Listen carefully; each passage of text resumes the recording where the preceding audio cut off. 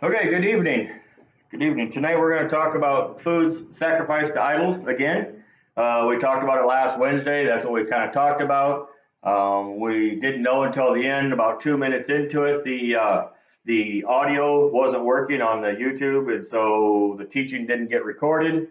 And then it seemed also like people were kind of confused about it after it was over. That there was a lot of confusion, and I know what happened is I covered too many topics at one time. I talked about the Nicolaitans and what they were and where they come from. I talked about Biliam and Bilia and Bilek and sins that sacrificed to idols and statues and images, and there was just way too much information, and so I think that was confusing, and nobody could go back to it and look back at it and take it apart piece by piece because there was no video or no audio. So we're going to redo it tonight. We're going to and I hopefully get some clarity. But tonight we're going to keep it simpler. Tonight we're just going to keep it focused on foods sacrificed to idols. The only thing that I want to say up front is about the Nicolaitans. We're not going to talk about where they come from or who their what their doctrine was. We know that the Nicolaitans, whoever they were, whatever they were, they said paganism was okay, that sacrificing foods to idols was okay. They said that worshiping Jesus was okay. They said that being Jewish was okay. Yeah, I mean, they were kind of just went wherever the wind blew. It is what it kind of appears. I mean, if there would have been the Quran at that time, they would have probably said the Quran was okay. Uh, and so that was that. And so part of that was just a little bit key because it's the two kind of tie together in the scripture that we're going to read. But that's all we need to think about for the Nicolaitans. That's all. Tonight we're going to focus on food sacrificed to idols. And the reason I want to really I want this topic, I think, to get into our hearts and into our soul. I think the reason is because as we're all learning now, we're all kind of growing, and we're really learning that the Torah is for us, and we're trying to explain that foods the foods that the Jews didn't even consider the unclean, the things that were called unclean. They didn't even consider those foods. So that's even a confusion that Jesus didn't make food clean. If it's dirty, it's dirty. He didn't make it clean by his sacrificial death, and we all got that. The most of us that are watching these or listening to this, the teachings, we got that, and that's kind of where we're at. But now we want to, as now that we have that in our hearts and our souls, now we kind of want to share that as we go out, and hopefully somebody else will understand the truth, the real truth of the word, and so we want to be able to explain that. And one topic that catches people up is food sacrificed to idols, because in the New Testament, and it really does trip us up. It's some places say that in the New Testament you can don't sacrifice food to idols, don't eat food that's sacrificed to idols. Excuse me. And in other places it says it's okay to eat food that's sacrificed to idols. That doesn't matter, and that's where people get tripped up. And so that's why I want to clarify that a little bit tonight, and I want to make sure that we understand that. So our key verse that we're going to use is Revelation chapter 2. That's what we had last week also. Revelation chapter 2, verse 12. We're going to start at Revelation chapter 2 and verse 12.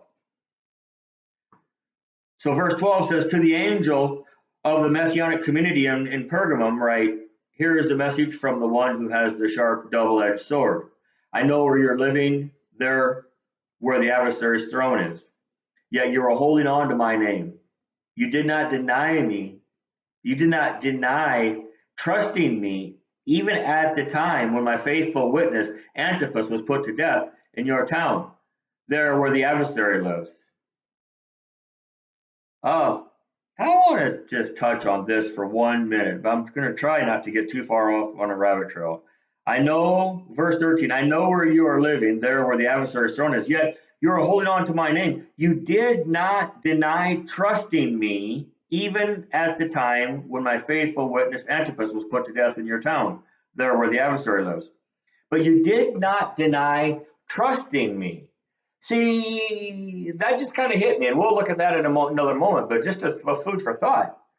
We think that when we get under persecution, as long as we don't deny Yeshua, Jesus, as long as we don't deny his name, I always believe that Jesus is the Son of God, so no matter how hard they persecute me, no matter how many times they cut my finger, no matter what they do to me to torment me, I'll never deny the existence of Jesus Christ, or the salvation of Jesus Christ.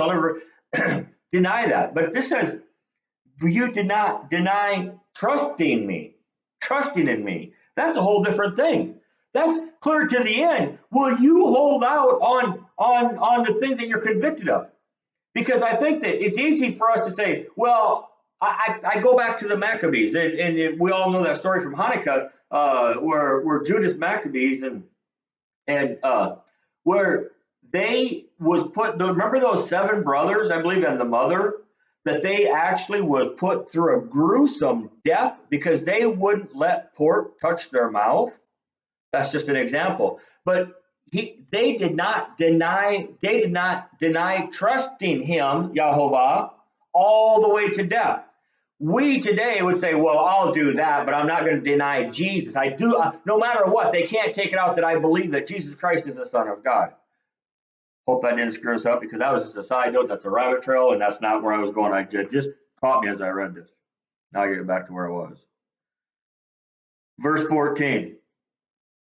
Nevertheless, I have a few things against you. You have some people who hold to the teaching of Bileam, who taught Balak to set a trap for the people of Israel, so that they would eat food that had been sacrificed to idols and commit sexual sin. Okay. Nevertheless, I have a few things against you. You have some people who hold to the teachings of Balaam. Now, what's the teachings of Balaam? We're not going to get into that tonight. The only thing that we must know about it is who taught Balak, is the teaching of Balaam, where he taught Balak to set a trap for the people of Israel. So he's setting a trap. The teaching of Balaam, no matter what, we're going to leave that very simple, but the teaching of Balaam is this, that he taught Balak. So his teaching is to set a trap for the people of Israel. Well, that's kind of convicting, even talking about that we set a trap for the people of Israel, so that they would eat food that has been sacrificed to idols and commit sexual sin. So he set a trap for Israel. Now, I want to go back to that Maccabee story for just a minute. Let's think about that. So do you remember the teaching that we heard on that at the season of Hanukkah a couple months ago? Do you remember that teaching that we heard about that most of the Israelite people give in? That they were tricked into believing, yeah, put the statue of Zeus on the holy altar and go up and eat the pig or whatever, and whatever it was they did, but that most of them, they were so worried about their own life that they give into that ways, that they had a trap set and they fell into it. That's what I see. They was trapped and they fell into that trap, and they said, oh, it's okay to compromise and to go and to be there when they worship Zeus, even if I don't worship the statue of Zeus. Anyways, so that's what I kind of see there, and so they would that was setting a trap for them. So they would eat food that had been sacrificed to idols and commit sexual sin. Likewise, it goes on to say in verse 15, you too have people who hold to the teaching of the Nicolaitans. Now, there's the connection I was talking about. It doesn't matter. We're not going to get into the doctrine of the Nicolaitans. But obviously the two are connected. So whatever the Nicolaitans were doing in their body, in their church, whatever the Nicolaitans were doing, they obviously were in connection with this doctrine of Balaam, or this teaching of Balaam. So you're talking about the teaching of Balaam and the doctrine of the Nicolaitans, I believe it might say that in King James. And the two are really one. That's all I was really kind of going there. We're going to just leave that lay for a minute. Therefore, turn from these sins. Otherwise, I will come to you very soon and make war against them with the sword. Therefore, turn from these sins. Otherwise, I will come to you very soon and make war against them with the sword in my mouth. Turn from this sin. So the Lord is saying, Yeshua is saying, he's saying, this is serious. If you don't turn from this sin, whatever this sin is, whatever this is, this eating food, sacrificed to idol, and sexual sin, whatever this is, if you don't turn from this, I'm going to come with a double-edged sword that's in my mouth, and I'm going to bring war on you, and I'm going to destroy you. Back at the church of, I believe it's Samaria, I believe that was the one, but Jesus, Yeshua said, you have this in your favor. He gave them the grievance he had against them, and then he said, but you have this in your favor. Oh, no, it was in Ephesus. Anyways, you have this in your favor. He says, you hate the work of the Nicolaitans, and so do I. That's where it was at. Yeah. And so you hate the work of the Nicolaitans, so do I. So whatever it is, Yeshua is saying in at one church, he's saying, you hate the work of the Nicolaitans, and so do I. He hated it. Whatever this was, he hated it. In the other church, he's saying, if you don't repent of this sin, and this sin is what? This sin is of eating food sacrificed to idols and and fornication. And that word fornication actually is prostitution. Keep that in mind. That word fornication is not just sexual sin, it's just prostitution. Okay? You hate that work, and so do I. That's what Yeshua said. And here he says, if you don't turn from it, I'm going to come with the sword, and I'm going to bring war against you. So that's pretty serious. Now, I want to look at what the controversy in that is. The controversy in that is Paul taught in Romans and in Corinthians that if a person eats food that's sacrificed to idols, then it's been cleaned. It's been cleansed. It's cleansed. That food that has been sacrificed to idols has been cleansed. We're going to look at that in Romans. He said, so it doesn't matter. Don't judge a person. Don't. Yeah, he says it doesn't. It's yeah. Let him do it. Let him do it. Don't condemn them for that. But yet Yeshua said, it's such a strong thing that I'm going to bring the sword against you if you eat food that's sacrificed to idols. Paul's saying it's okay to eat food sacrificed to idols. Yeshua is saying, I'm going to bring a sword against you to sacrifice if you eat food that's sacrificed to idols. Well, if we look at book of Acts, chapter 15, we know, and as you're going there, I'll just talk a little bit as you're going to Acts chapter 15.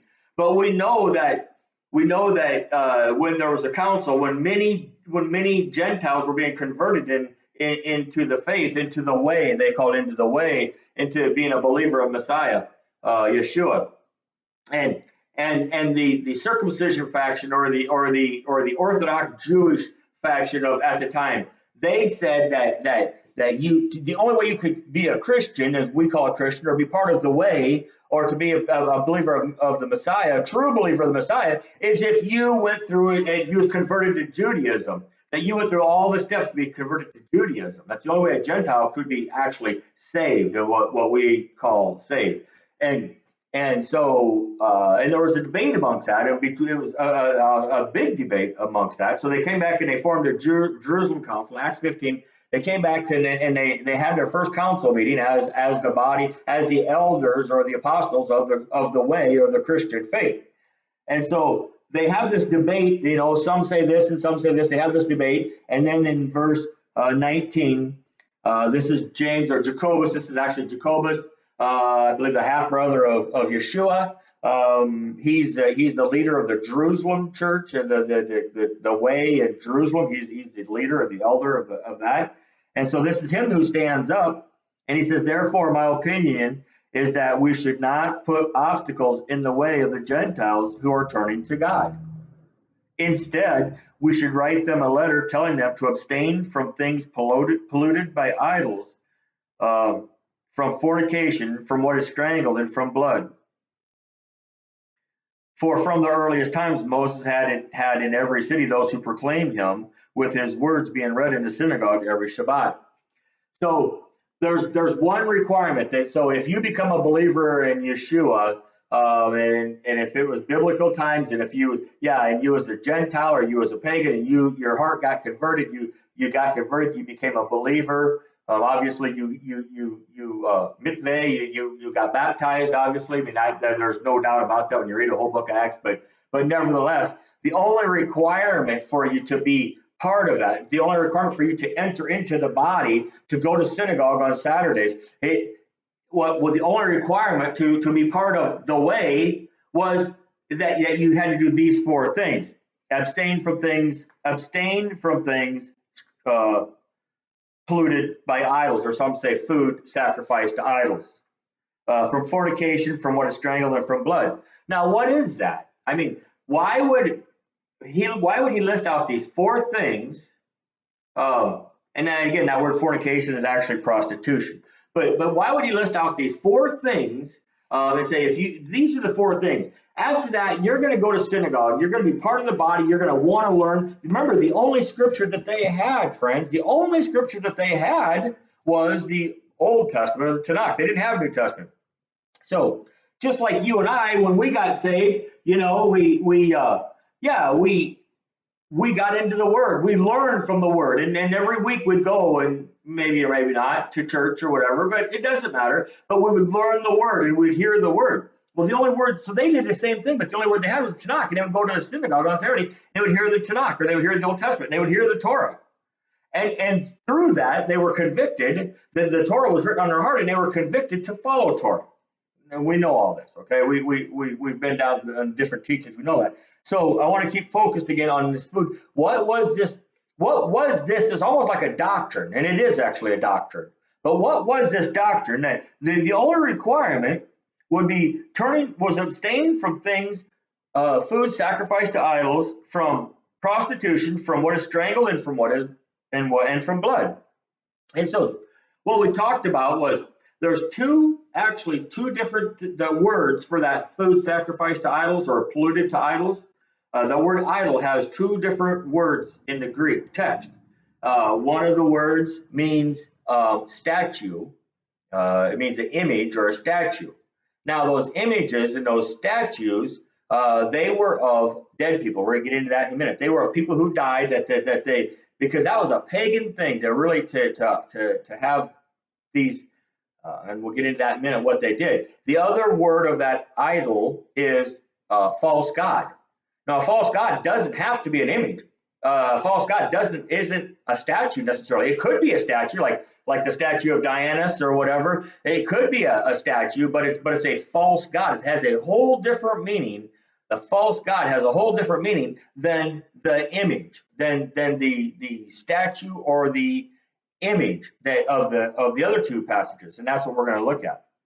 So what happens here, if I can make this pretty brief, is that there was part of a pagan teaching. It's very common, and it actually is in some forms of Christianity today, and then there's some denominations of whatever, but you could figure this out on your own. But they build statues or images of people who died, who they reverence as important. Family members do that. They actually made a mask out of wax, and it was if it was a poor family, and that would be their grandma or the father, the mother, whoever it was that died in honor of her. So that was their image, was just like a wax. But if it was somebody rich and somebody that had a lot of fame, they would actually build a whole stone or even a bronze statue of them.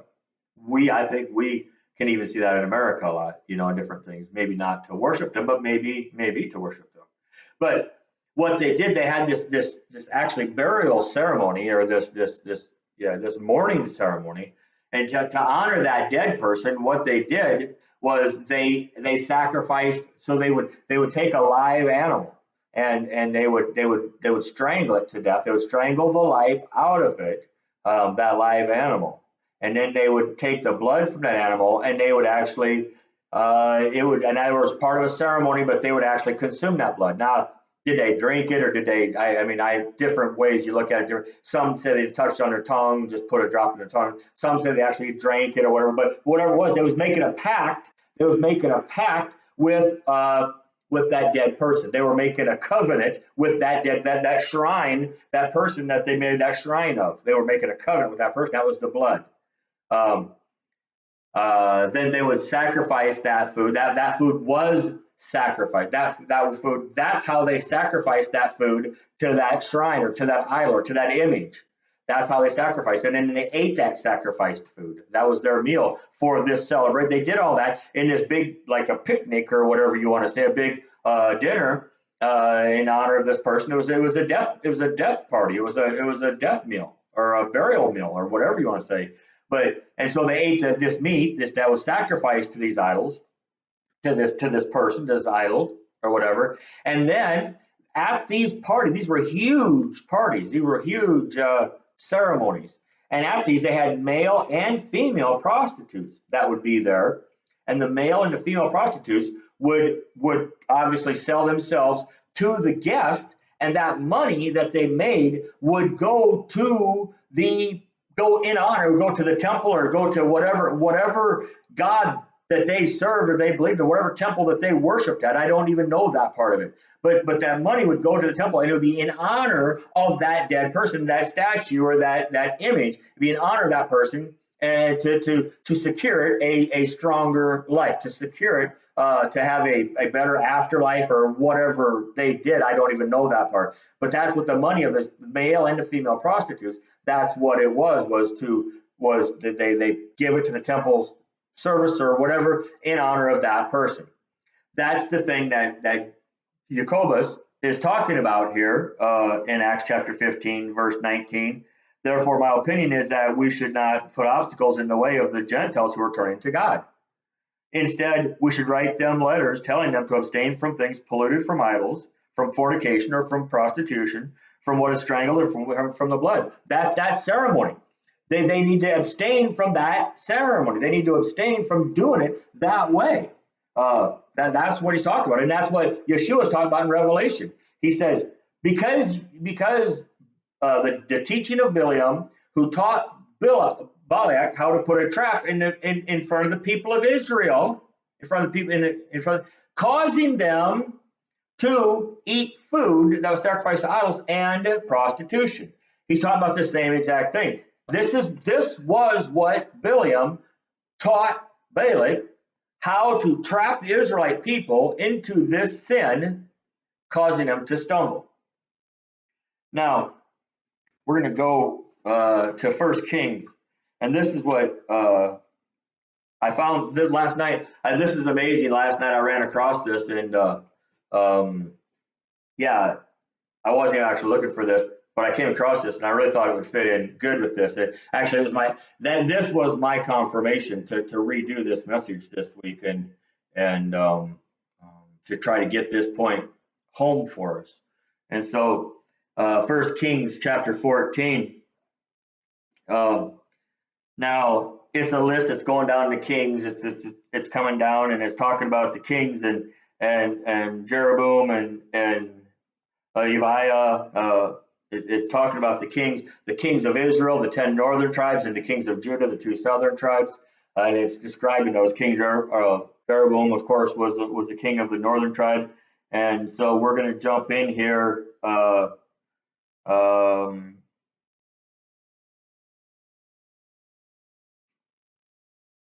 Yeah, I just really wanted to make one point here. We're talking about, yeah, okay, let's just go to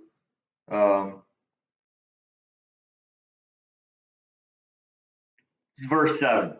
So the Lord says, okay, so this is the verse 7. The Lord says, go tell Jeroboam that this is what Yahovah says. I raised you up from among the people, made you a prince over my people Israel, tore the kingdom away from the dynasty of David and gave it to you. So it was 12 tribes together. 12 tribes were together under the dynasty of David, under the kingship of David, or the dynasty of David. The Lord said he split the 10 northern tribes off and he gave them to Jeroboam.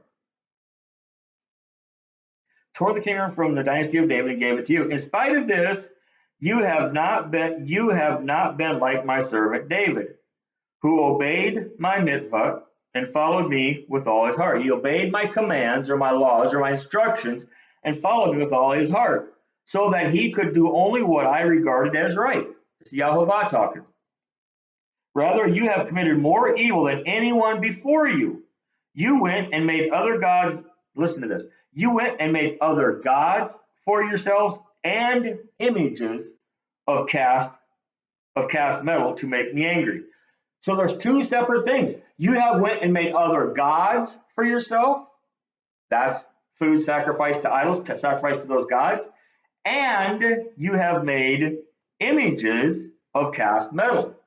That's, you have also set up shrines to the dead people. That's food sacrificed to idols. That's a ceremony, burial ceremony. That's food sacrificed to idols. So I wanted to point that out, that it shows here that there's 2 different things. There's false gods other gods, I should say, and images of cast metal. Two separate things. But what really caught me was if we stay in that same chapter and go to verse 22. Verse 22. Judah did what was evil from Yahovah's perspective. They made him angry because of their sins, which were worse than any of their ancestors had committed. For they erected high places, other gods, standing stones, images of the dead that they worship to, and sacred poles on every high hill and under every green tree. Also, there were male and female cult prostitutes. Male and female cult prostitutes in the land attached to these shrines. In the land attached to these shrines. I never seen that before. I think that's so amazing that there's exactly, so it shows earlier and in this story, and I'm going to try to keep this simple. It's going to actually run a little short tonight because I want this to be simple, because I really want this point. I think this point is important that we get this sacrifice to idols, because how can we explain Romans chapter 14 and 1 Corinthians chapter 8, which we haven't read yet, but how can we explain that to people that when they say, well, God made all things clean?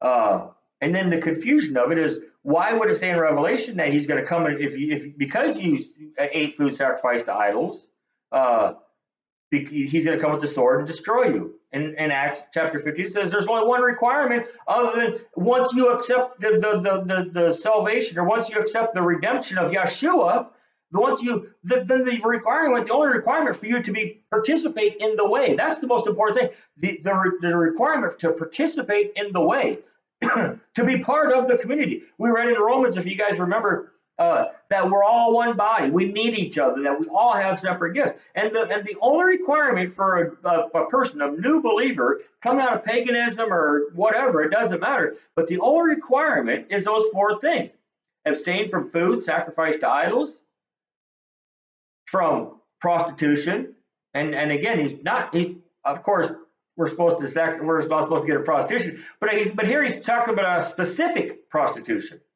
about things strangled and of blood. You're not supposed to have a blood covenant with anyone, anytime, anywhere. You're not supposed to have a blood covenant, but he's specifically talking about, here he's not specifically saying here, guys, that, you can't eat a steak that has a little blood in it or something like that. That's not what he's talking about. It's not even close to what he's talking about. This is all talking about a specific thing, a ceremony. So, and here in Kings, we see what they was talking about way out there in the New Testament.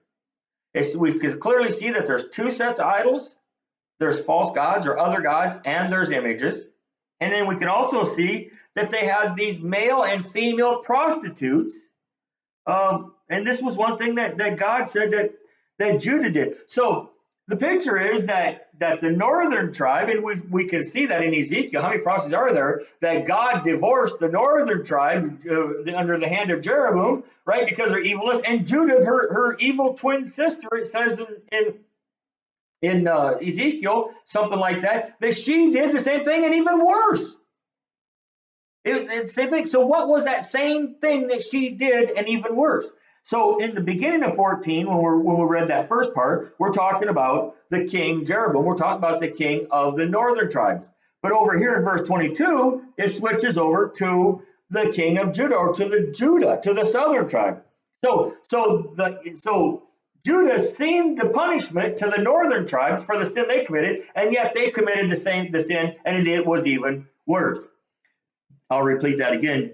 Verse 22, Judah did what was evil from Adonai's perspective. They made him angry because of their sins, which were worse than any of their ancestors had committed. For they erected high places, they erected other gods, standing stones, images of dead people that they honored, sacred poles on every high hill and under every green tree. Also, there were male and female cult prostitutes. That's such an amazing word. Cult prostitutes. It's a paganism. It shows it's paganism in the land attached to these shrines, doing all the disgusting things which the nations did that Yahovah had expelled ahead of the people of Israel. So these are the things that the nations that so these are the practices. And if you go back to the Torah, and I'm going to start heading over to Romans 14, although I don't want to go too deep into that because that's our message. That's where we're at for Saturday night in our continuation of the book of Romans. But we're going to go there for just a second. But while I'm going there, so that's why if you go to the Torah and you look, if you go to the Torah, you look at the Torah and it says, wipe them out. When you go into the land, Yahovah said, when you go into the land that I am sending you to, wipe them out. Wipe out everything. Don't even talk about the pagan. Don't even talk about that evil stuff they did. It's an abomination to me, Yahovah said. It's an abomination. Go there and wipe them out. Wipe out every trace of every single thing that they did, because it's an abomination to me. And here we just read that's what he said. You're doing the exact same thing that the nations did, that as God wiped them out ahead of you. You're continuing their same practice. God, Yahovah went ahead of these Israelite people and wiped out that whole nation. And yet these people still did that same sin. Okay, so we're going to jump real quick to Romans 14, just so that we know. We already read Acts 15. We already read our scripture of Revelation 2:12. Now that and both of those we've seen very clearly. And if you look up that word eilanos, it actually says image or graven image or statue was the definition of those two when it says idol in those two places. Now, when you go to Romans 14, where we're at right now, and in 1 Corinthians 8, which we'll go to here in a minute, then you look up those words that say idol, those mean false god. They simply have one definition, it's false god. And it's clearly something different. So, verse 4, like I said, we're going to jump this quickly because we're going to get really in depth in this on Saturday night. We're really going to cover chapter 14 and really get this laid out because these are such key things.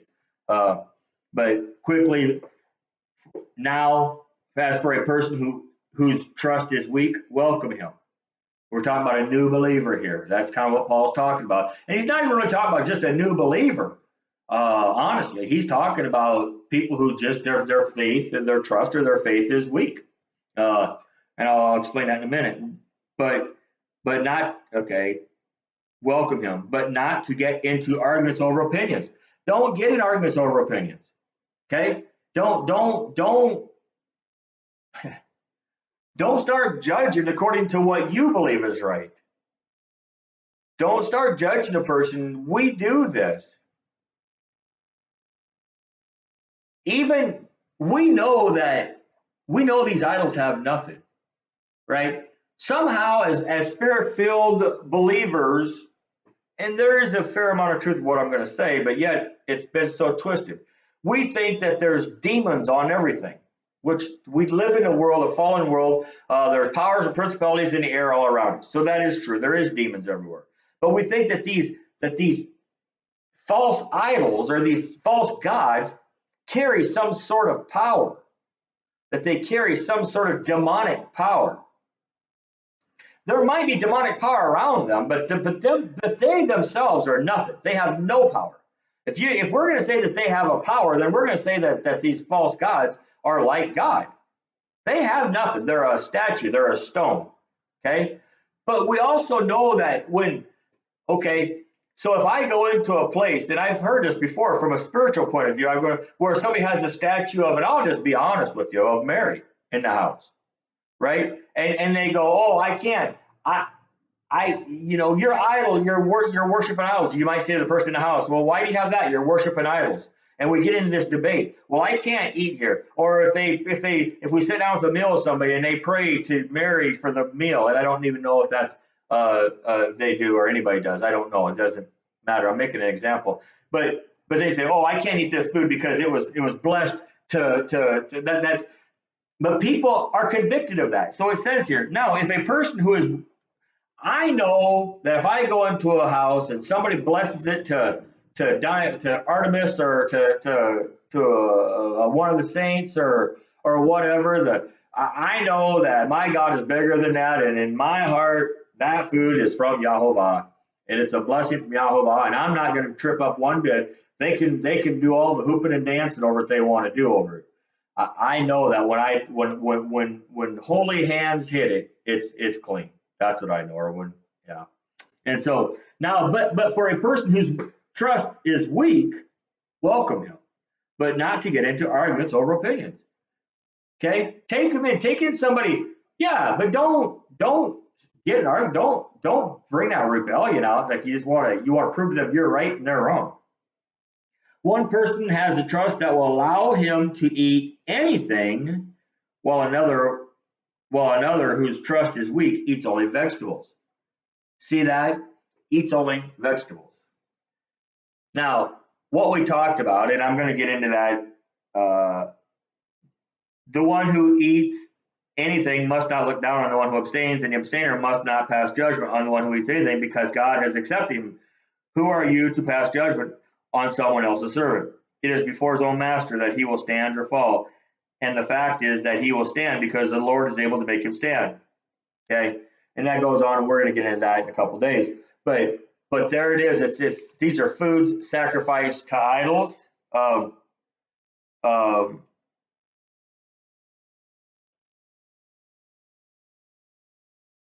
Yeah, so these are talking about foods sacrificed to idols. Okay, and he said, don't get in arguments over that. We know that's clean. Now, what he's talking about there, and I think this is where we should go with that. And I know this also confuses, because I took you to Deuteronomy chapter 7 last week, and I was showing how the Jewish people, how the people of Judah, how they blessed their food they took their food and had it blessed by a rabbi. And then that was the food that they ate, that all their food was blessed by a rabbi. And even the food that they sold in the markets was all blessed. And even to this day, we talked about that you have kosher. That's what kosher means. It's blessed by a rabbi. It has a certain whatever. The same way with the pagans. Their food was blessed. Their food was sacrificed to another god or a false god. And they hung them in. So they killed them in honor of or in the name of whatever god, Artemis or whatever they had, their false god. Then they sold them in the marketplace. Well, unless you had a farm, you always bought meat from a marketplace. So that's what he's talking about. He's saying, the food that you buy from the marketplace, don't worry about. He said, if the person's worried, if they buy this food that's hanging out in the meat market, if they buy this food that's hanging out there, that it may have been blessed to Artemis, or it may have been blessed to Diana, or it may have been blessed to some other false god. And so they say, I'm not going to take any chances. I'm going to not eat any meat just to be safe. I'm not going to eat any meat. I'm only going to eat vegetables. That's the meat. And Paul goes on to say, we know that it's not harmful. It's not hurtful. We know that God has made it all clean. We know that even though that God has made it clean. And that's what he's talking about. And we're going to go to 1 Corinthians chapter 8 real quick. It's the same exact story. 1 Corinthians chapter 8. 1 Corinthians chapter 8, verse 1. Now about food sacrificed to idols, we know that, as you say, we all have knowledge. Yes, that is so, but knowledge puffs up a person up with pride. Wherever love builds up, the person who thinks he knows something doesn't yet know in the way he ought to know. However, if someone loves God, God knows him. So, as for eating food sacrificed to idols, we know, and it's in parentheses, we know. So this guy talking about, he says, we know we have knowledge. We're so smart. We're the smartest people. We're Christians, and we have the theology and the seminaries, and we're so smart. We have all the knowledge. And then he goes on and he almost makes a sarcastic point. So as for eating food sacrificed to idols, we know that, as you say, an idol has no real existence in the world, and there is only one God. For even if there are so-called gods, either in heaven or on earth, in fact there are gods and lords galore, yet for us there is one God, the Father, from whom all things come and from whom we exist, and one Lord, Yeshua, the Messiah, through whom we all created all things, and in whom we have our being. But not everyone has this knowledge. Moreover, some people are still so accustomed to the idols that when they ate food that had been sacrificed to them, they think as it really affected is that it is really affected by the idol, and their conscience is being weak and thus defiled. Now, food will not improve our relationship with God, but will be neither poorer if we sustain or richer if we eat. However, watch out that your mastery of the situation does not become a stumbling block for the weak. So it really is saying, it's saying, look, we know that these idols, I know that those idols have no power. I also know the spiritual, meaning the demonic presence and forces that come with things that when there's curses spoken and when there's words spoken. I understand that too. But I also know that statue in itself, and the image itself, has no power. And if somebody sacrifices meat to that stone or to that piece of iron or that piece of bronze, it doesn't mean anything. I know that when I eat, because actually my word says I can drink poison, it will not harm me. I know what God is saying there in that message too, is that God is the one. It's our faith in Him that keeps us going regardless. It's not about that idol, and I could care less. But then a weaker person might trip up. So somebody who has been worshiping idols for all their life. So somebody who has been eating food that's been sacrificed to idols all their life, and they feel like that idol has made them safe. And I'll make this quick, and then we're going to close up. So if someone has a pagan and he always purposely buys his meat at the market where he knows that they sacrifice that meat that's hanging there, whatever it might be, that he knows that has been sacrificed, it has been blessed by Artemis or Diana or any other god.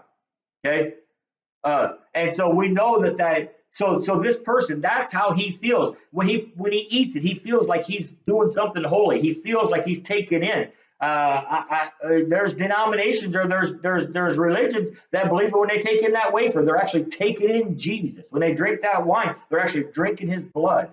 Think about that concept for a minute. But so these people now, these pagan people, I'm going to use this example. So they every day they eat this blessed food because that's how they feel holy. That's part of maybe their ritual of abstaining holiness.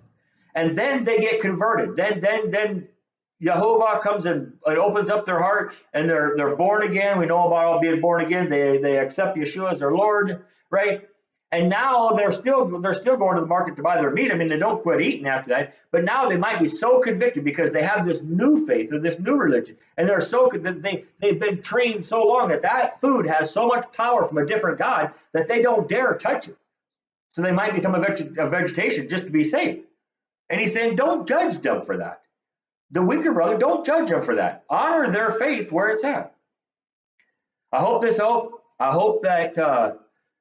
hope this was helped in us understanding what food sacrificed to idols, what that really means, and the meaning of it, and the history of it, so that we know exactly what Yahovah wants us to learn out of this. And we also know how we can explain when we're trying to explain our faith about what we believe about clean and unclean food, and that it still pertains today. And so this topic, we can have this under our feet so that the enemy can't use that to distract us on trying to help people to understand the truth. Father, we come to you in the name of Yeshua. We thank you so much for this time together. We thank you for technology that you could get this word out there, this teaching out there. So, Father, please bless everyone with this message. Father, anyone who is confused, I hope that you straighten it out, that you cleared it up for them, Father, through this message. Please, Father, have your way, Father, and just use it to transform us by the renewing of our minds. Use this knowledge to help us to dig into the research and to understand, so that we have that. We have to own it. Each one of us have to own every message. We cannot present someone else's message. We have to own it from Yahovah. So, Father, help each one of us to own this message, whatever part of it you want us to own. We pray this in the name of Yeshua. We thank you. Amen.